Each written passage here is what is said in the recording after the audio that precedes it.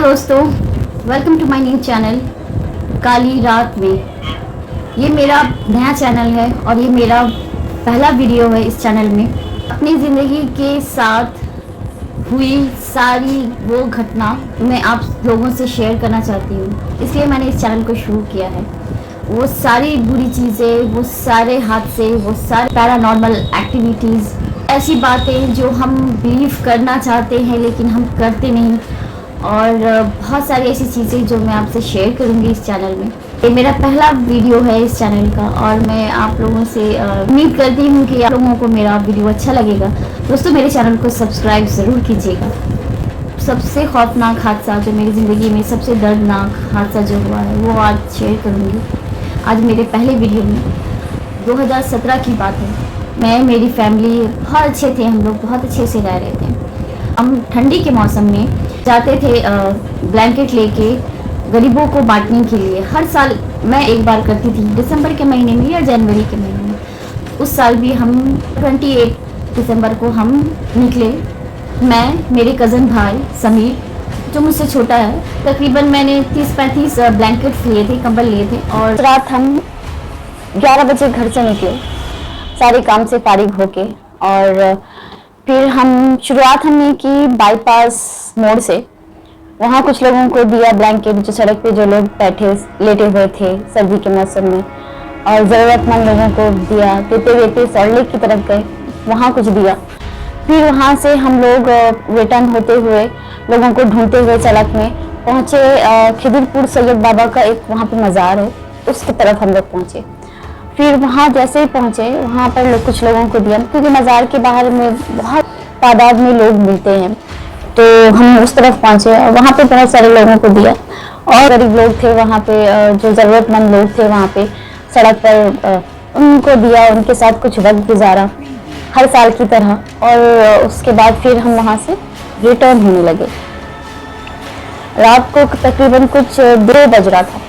उसके बाद फिर जब वहाँ से हम रिटर्न होने लगे तो वहाँ पे एक फ्लाईओवर है, फ्लाईओवर के एक कॉर्नर है, वहाँ पे एक लड़की थी बैठी हुई और बिल्कुल भी नेकेड, उसमें कोई भी कपड़ा नहीं पहना हुआ था, बिल्कुल भी नेकेड थी और काफ़ी यंग दिख रही थी और बहुत ही मैली सी थी और साइलेंट होकर वो बैठी थी, एक अकेली लड़की। आसपास में उसके कोई नहीं था, बिल्कुल भी सन्नाटा था वहाँ पर।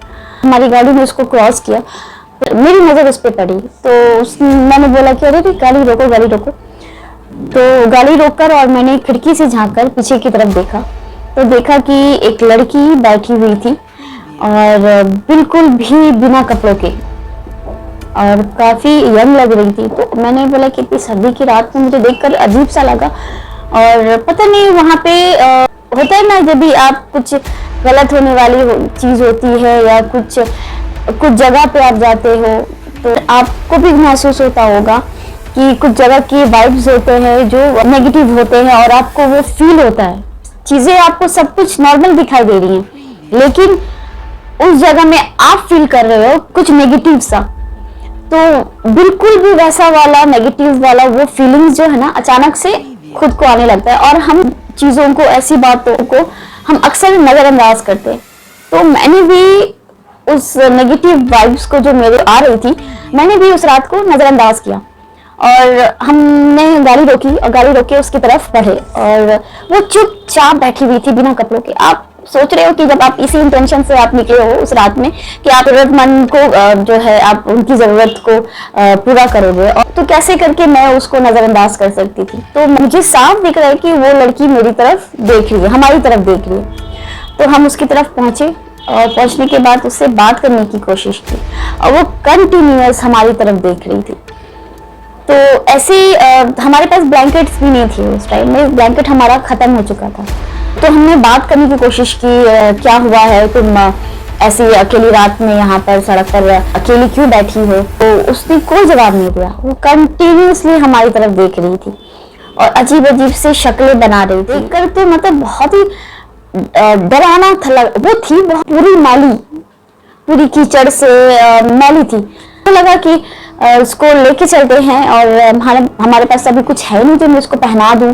तो हमने उसको गाड़ी में बिठा लिया। गाड़ी में बिठा के मैंने सोचा घर लेके जाएंगे, उसको नहलाकर धुलाकर उसको कपड़े पहना देंगे और फिर उससे बातचीत करके जहाँ जाना चाहेगी वहाँ पे उसको छोड़ देंगे। तो हमने उसको गाड़ी में बिठा लिया और वो आसानी से आके हमारे साथ गाड़ी में बैठ गई और फिर उसको मैं घर लेकर गई। उस दिन रात में कोई था नहीं घर पर, हमारे कोई एल्डर्स थे नहीं, सारे लोग बाहर गए हुए थे। तो मैं थी और मेरे कजन ब्रदर थे और मेरी कजन सिस्टर थी, हम तीनों ही थे सिर्फ घर में। तो उसको नहला धुला कर उसको हमने, वो बात बिल्कुल भी नहीं कर रही थी, लेकिन मुझे कंटिन्यूसली वो नेगेटिव वाइब्स आ ही रहे थे, अच्छा सा फील नहीं आ रहा था कुछ। तो मैंने उसको नहलाया धुलाया और उसको मैंने मेरे कपड़े पहनाए और उसको खाने पीने के लिए दिया। उसको कुछ तो अजीब सा बिहेव कर रही थी। जब भी हम लोग घर में गए और उससे जब बात करने की कोशिश की, इधर उधर नजर आ रही थी, घूर रही थी। हमने बात करने की कोशिश करी कि वो कहाँ रहती है, उसकी जगह पर हम जाकर उसको छोड़ आए। उसने कुछ भी नहीं बताया हम लोगों को, तो काफी परेशान होने लगे। सुबह के 3:30-4 बज चुके थे, तो हम भी काफी टायर्ड हो चुके थे। तो हम लोग सोचा कि चलो ये कुछ पता नहीं पा रही, तो सुबह जब हो जाएगी तो हम उसको ले जाके जहाँ से हमने उसको उठाया वहीं पे जाके हम उसको ड्रॉप कर देंगे। तो हम उसको सुलाने के बाद उसको हम भी जाकर सो गए। हमारा जो वॉशरूम था रूम का वो कॉमन था, हॉल रूम में था, और वो हॉल रूम में ही हमने उसको सुलाया था। 4 बजे हमने सुलाया और 4:30 बज रहा था। हमारे आधा घंटे के बाद मेरी नींद खुली और मुझे वॉशरूम जाना था। हमारा वॉशरूम जो कॉमन था वो हॉल रूम में था। अपने रूम से हॉल की तरफ दबाई तो देखा कि वो वहाँ पे नहीं है। जब मैं देखा कि वो वहाँ पे नहीं है, मैं काफी घबरा गई और जल्दी से जाके मैंने समीर को उठाया। समीर से उससे पूछने की कोशिश करी कि शायद उसको कुछ पता होगा, तो उसने बताया कि नहीं मुझे भी नहीं पता है। तो डाइनिंग में जब आप ही ने उसको सुलाया था और उसके बाद फिर मैं अपने रूम में आके सो गया। काफी घबरा गए और उसको दोनों मिलकर ढूंढने लगे। नीचे गए, बिल्डिंग के नीचे उतरे, पार्किंग में देखा और आसपास के इलाके में ढूंढा, कहीं पर वो नहीं मिली। काफी परेशान हो गए कि हुआ तो अचानक से वो गई तो कहाँ गई, और गेट भी बंद था, लॉक किया हुआ था। अगर वो खोल के गेट गई है तो अंदर से गेट तो लॉक नहीं होगा ना। ये बहुत शॉकिंग बात थी हमारे लिए कि अगर वो बंदी जो रूम के अंदर है और रूम के अंदर की तरफ से गेट लॉक है, अगर कोई बंदा गेट खोल के बाहर जाता है तो रूम का गेट किसी ने तो लॉक किया होगा। रूम का गेट वैसे ही लॉक था जैसे मैंने किया था लॉक। ये बात जो है ना बार बार मुझे मेरे माइंड में क्लिक कर रही थी कि लॉक किसने किया, या तो मैंने किया होगा, या तो समीर ने किया होगा, या तो मेरी कजन जो सो की थी उसको कुछ नहीं पता है। वो सोकर थी, वो काफी छोटी थी, स्कूल स्टूडेंट थी, तो वो सो की थी। वो उसका हाथ इतना ऊपर तक जाता नहीं है जो गेट लॉक करेगी वो। तो ये बात काफी हैरान कर रही थी। हम दोनों डिस्कस कर रहे थे। तो सेकंड डे हो गया, तो फिर उसके बाद हमने अपना नॉर्मल हो गया लाइफ, सब कुछ अपने अपने काम में निकल पड़े थे। सेकंड डे जब समीर रात में घर में लौटा तो काफी जोर का फीवर आने लगा है उसको। तो चलो ठीक है, नॉर्मल है, दिसंबर का महीना है। तो हम लोगों ने उसको डांटा कि तुम बाइक चलाते हो और जिसकी वजह से तुमको हवा लगा है, सर्दी लग गई है तुमको, और तुमको फीवर आ रहा है। हमने डॉक्टर को दिखाया सेकंड डे, तो उसका फीवर नहीं उतर ही नहीं रहा था। 102 103 तक फीवर उसको आने लगा, अब कंटिन्यूसली फीवर आने लगा, और 1 हफ्ते गुजर गए उसको फीवर नहीं जा रहा था। अब 1 हफ्ते के फीवर में जब 102 103 करके जब अब किसी को फीवर होता है तो उसकी क्या हालत हो जाती है। तो उसी तरह से ठीक उसकी भी हालत बहुत ज्यादा बुरी हो रही थी। वो एकदम वो सूखा जा रहा था, वो बिल्कुल भी अंदर से बिल्कुल भी कमजोर हो रहा था, और वो एकदम तगड़ा सा, लंबा चौड़ा सा, एकदम डैशिंग लड़का जो अचानक से 1 हफ्ते के फीवर में वो बिल्कुल भी एकदम भी दुबला पतला हो गया, और बिल्कुल भी अजीब सा उसका रंग रूप सब जल गया, और वो चुप रहने लगा। हम लोग सब परेशान थे उस दिन से, बहुत ज्यादा परेशान थे। वो चुप रहता था, बात नहीं करता था किसी से। उसके फीवर के 8वें दिन वो रात में हम सब सोकर थे, और फिर 2 से 2:30 बजे तक काफी चीखने की चिल्लाने की आवाज आ रही थी। तो जब हम बाहर निकले, सब मिलके हम उठ गए। उस वक्त सब घर पे सारे लोग, सारी फैमिली आ चुके थे। तो मेरे पापा, उस समीर की मम्मी, समीर के पापा, ठीक उसके फीवर के आने के 8वें दिन अचानक रात को 2:30 बजे समीर की चीखने चिल्लाने की आवाज आने लगी। और हम इतना जोर का चीखना और इतना डरावना चीख, इतना खौफनाक चीख, हम आज तक वो चीख उसकी और वो आवाज हमारे कान में गूंजती है। हम सब उठ गए घर में उठ के उसके पास गए और वो अपने आप को, अपने सर को दीवार में पटक रहा था और चीख रहा था, चिल्ला रहा था, जैसे कि वो आवाज उसकी नहीं है, किसी और की है। 2 तरह की आवाज, उसकी आवाज में जो चीखना, वो चिल्लाना। काफी कंट्रोल हमने करने की कोशिश करी, लेकिन वो कंट्रोल में नहीं आ रहा था। सबको ऐसे झटके मार रहा था जैसे कि वो खुद अकेला नहीं है। एक तो उस 1 हफ्ते के फीवर में वो इतना कमजोर हो चुका था कि उसका खाना पीना जो था वो भी बिल्कुल भी छूट चुका था। काफी डॉक्टर्स हमने दिखाए थे, लेकिन वो उसका फीवर कम हो ही नहीं रहा था। डॉक्टर ने बताया कि उसको इन्फेक्शन है।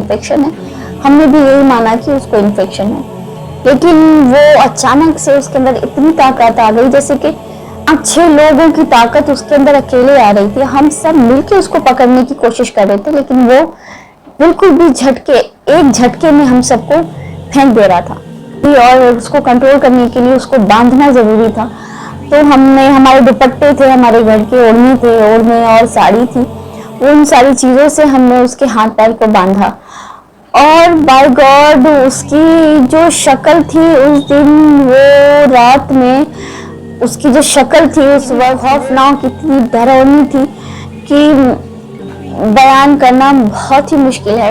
उसकी पूरी आंखें एकदम बिल्कुल रेड हो चुकी थी। तो मामला यहाँ पर जो गड़बड़ जो लिख रहा था, हम सबको दिख रहा था, हम सबको महसूस हो रहा था। तो हमने जो है मौलाना को बुलाया 4:30 बजे। मौलाना आए फजर की नमाज करने के बाद, और आप यकीन जानेंगे जब मौलाना आ रहे थे, समीर को मालूम पड़ गया था कि वो कोई आ रहा है जो उसके लिए आ रहा है। उसी वक्त से वो चिल्ला रहा था, भगाओ उसको भगाओ, उसको आने मत दो, उसको भगाओ।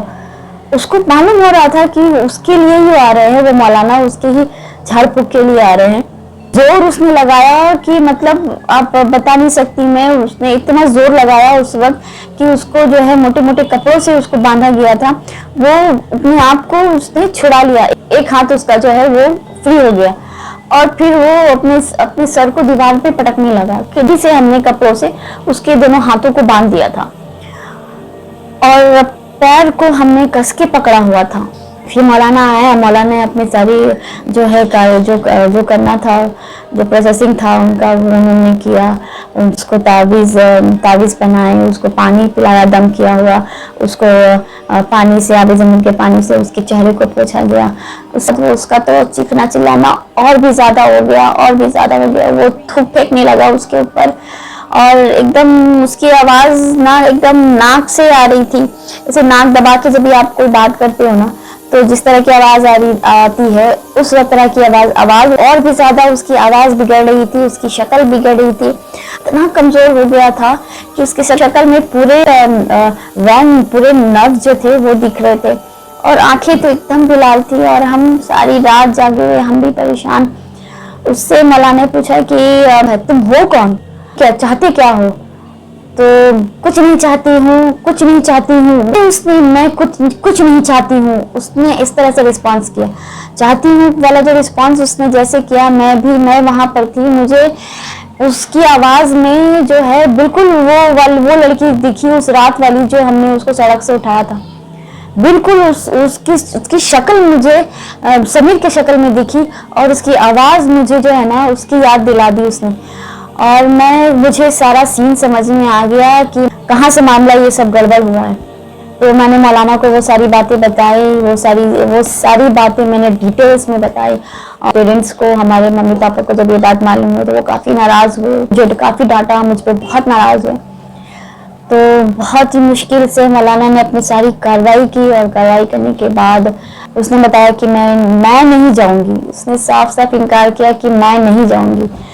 तो मौलाना ने बोला कि तुमको जाना होगा, इसने तुम्हारा क्या बिगाड़ा है, तुमको जाना होगा, इन लोगों ने तुम्हारी मदद की है, तुम उसको नुकसान कैसे पहुंचा सकते हो। तो उसने बोला कि मुझे जो चाहिए था वो मुझे मिल गया है और मैं इसको नहीं खोना चाहती।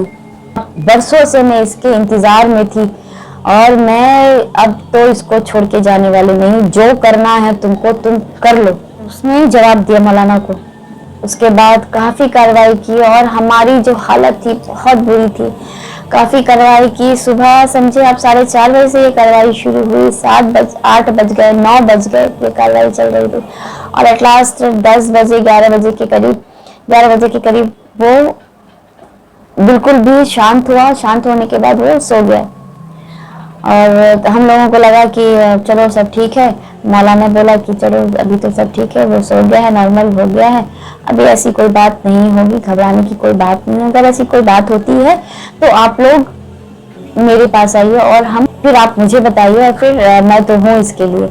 तो मौलाना ने हम लोगों को तसल्ली दी, दिलासा दिया। तो ठीक है, 11 बजे के बाद और बहुत घबराई हुई थी हमारी मम्मी, बहुत रो रही थी, बहुत ज़्यादा रो रही थी, शांति, सारे लोग परेशान थे। उसके बाद वो जो सोया है 11 बजे, यकीन जानेंगे कि आप, उसके बाद वो सेकेंड डे 11 बजे सोकर उठा। उसके बाद सेकेंड डे जब वो 11 बजे सोकर उठा तो वो काफ़ी नॉर्मल था, बिल्कुल भी नॉर्मल था। उसको कुछ नहीं याद था कि उसके साथ क्या हुआ था पिछली रात को। वो नॉर्मल था, उसका फीवर भी नॉर्मल था, सब कुछ नॉर्मल था। कुछ दिन सब कुछ नॉर्मल चलता रहा, लेकिन जहाँ 10 दिन पार होते थे, 11 दिन पार होता था, फिर से उसको फीवर आना शुरू हो जाता था। और जब उसको फीवर आना शुरू होता था तो वो फिर से वो अपनी शक्ल, सूरत सब बदल देता था, अपनी हरकतें बदल देता था और उसी तरह से वो चीखता था, चिल्लाता था। हमारे पास कोई रास्ता नहीं होता था, उसको नहीं चाहते हुए भी हमको उसको बांधना पड़ता था। और ऐसे होते होते 1 साल निकल गया, यही सिलसिला चलता रहा। अपने आप को कभी माफ नहीं कर पाई। अगर मैं वहाँ पर नहीं, उस दिन रात को अगर उतरती और मैं उसको वहाँ से उठाकर नहीं लाती तो ये आज जो मुसीबत जो मेरा भाई बर्दाश्त कर रहा है उसको वो तकलीफ नहीं होती। मैं अपने उसकी सारी तकलीफ की रिस्पॉन्सिबल मैं अपने आप को ठहराने लगी। तो इतनी ताकत उसमें नहीं बची थी 1 साल तक ये कंटिन्यू जब उसके साथ हर 10 दिन में, 15 दिन में जब उसके साथ होने लगा तो उसके अंदर इतनी क्षमता नहीं थी, इतनी ताकत नहीं थी कि वो घर से बाहर भी निकलता। सबसे मिलना जुलना उसने बंद कर दिया, घर से बाहर निकलना उसने बंद कर दिया। घर, इतना फ्रेंडली नेचर का लड़का, इतना हंसने बोलने वाला, वो किसी से बात तक नहीं करता था, चुपचाप हर घड़ी वो बिस्तर में सोया रहता था, बिस्तर में रहता था। और अचानक से उठता और चीखना चिल्लाना शुरू कर देता था, अपने आप को हार्म करना शुरू कर देता था। जब वो थोड़ा नॉर्मल होता था तो वो बोलता था कि मैं तंग आ चुका हूँ अपनी ज़िंदगी से, मैं और इस ज़िंदगी को नहीं बर्दाश्त कर सकता। अब उसको 1 साल के बाद वो लड़की उसको दिखने लगी थी नॉर्मल। वो मेरे साथ रहती है, वो 24 घंटा मेरे पास रहती है। मैं जहाँ भी देखता हूँ मुझे वो दिखाई देती है। मैं रास्ते में अगर चलता हूँ तो मेरे साथ वो चलती है, मैं सोता हूँ तो मेरे साथ सोती है। वो मुझे मारना चाहती है, वो मुझे मार देगी और ये बोल बोल के वो रोता था, वो मुझे मार देगी, मुझे बचा लो, मुझे बचा लो कर। लेकिन हमने बहुत बड़े बड़े मौलाना को दिखाया, हम बहुत दूर दूर तक उसको लेकर गए, सफ़र किया, अजमेर शरीफ तक हम उसको लेकर गए, लेकिन कहीं पर कुछ दिन तक जो है वो ठीक रहता था। उसके बाद फिर से वही चीज़ उसके साथ शुरू हो जाती थी। वो बोलता था कि मुझे मेरे कपड़े में दिखती है, कपड़ा उतारने लगता था अपने बदन से। और उसी की तरह जिस तरह से उसको हमने सड़क से उठाया था, उस लड़की को उस रात में, जिस तरह से वो नंगी, वो पूरी बिना कपड़ों के, वो खुद भी जो है बिना कपड़ों के रहने लगा। वो बोलती मैं कपड़ा पहनता, वो मुझे कपड़े में हर तरफ दिखती, बदन से अपने कपड़े को निकाल देता था और वो बिना कपड़ों के रहता था। हाँ, बोलता था कि वो हर जगह दिखती है, मुझे दीवार में दिखती है। तो दीवार को उठ के वो कपड़ों से जो है वो दीवार को पोंछने लगता था। वो जहाँ उसको नजर आती थी उस जगह को वो साफ करने लगता था। अब बोलता था भगाओ उसको, भगाओ, जाओ जाओ जाओ करके। वो किससे बात कर रहा था हमको वो नहीं दिखती थी, लेकिन उसको दिखती थी। रात में जब सोते थे तो उसको दोनों हाथ को उसको बांध देते थे और उसको देखकर हर घड़ी हर वक्त हम लोगों को रंजिश होती थी, हम हर वक्त तकलीफ होती थी जब उसको तकलीफ में हम देखते थे, और 24 घंटे हम उसको तकलीफ में देखते, हर पल एक मौत मरते थे उसको देख देख कर, उसकी हालत को देखकर। रात में ऐसा होने लगा कि वो रात में घर से निकल जाता था बाहर, और फिर जब हमारी आंख खुलती थी कि हम देखते थे कि वो घर में नहीं है, और सारे लोग घर से निकल जाते थे उसको ढूंढने के लिए। फिर हमने क्या किया कि रात में भी उसको हम दोनों हाथ पैर उसका बांध के हम उसको सोते थे। ऐसा 1.5 साल हो गया। जैसे ही 1.5 साल हो गया उसके बाद उसकी हालत और भी ज़्यादा ख़राब होती गई, खाना पीना सब बंद, सब खत्म। फिर उसकी ये हालत थी कि वो कुछ बोल भी नहीं पाता था, एकदम चुप रहता था, और आंखें उसकी ऐसी फटी होती थी, और आंख की जो लाली थी ना उसकी, वो 1.5 साल में कभी कम नहीं हुई थी। वो कंटिन्यू उसकी आंख में वो लाली रहती थी। जिस तरह की आंख की लाली मैंने उस लड़की में देखी थी, वही आंख की लाली मैंने उसमें देखी। और उसके बाद फिर सुबह जब हम उठे तो हमने उसको खो दिया। तो दोस्तों, ये थी मेरी ज़िंदगी की सच्ची हकीकत कहानी, जो मैंने मेरे पूरे परिवार में सफ़र किया है, देखा है, और ये मैंने आप लोगों से शेयर किया है आज। तो इस तरह की और भी बहुत सारी हमारी ज़िंदगी की हकीकत है जो मैं आपसे शेयर करूँगी अपने नेक्स्ट वीडियो में। तो मेरे वीडियो को ज़रूर सब्सक्राइब करिएगा, ताकि मैं अपनी ज़िंदगी की सारी दर्दनाक खौफनाक हकीकत मैं आप तक पहुंचा सकूं, आपसे शेयर कर सकूं, आपसे बता सकूं। इसके लिए आप लोगों को मेरे सब चैनल को सब्सक्राइब करना होगा। तो मिलते हैं मेरे नेक्स्ट वीडियो में।